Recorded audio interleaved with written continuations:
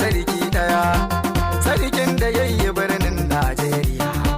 Ya iyo da gayya mai kyawun tarbiya, ya iyo da gani yau zan muku tamburan masoya.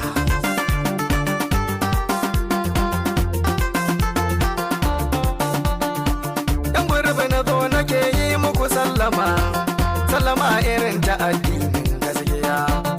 Na ce da ku ta addinin gaskiya, na Rasulu shugaba gaida la'amiya masoya.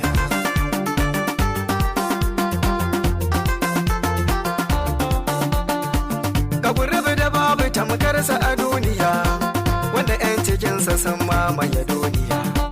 Da na nan cikin gida 'yan Najeriya, hada ma na ƙetaren wannan nahiyar masoya.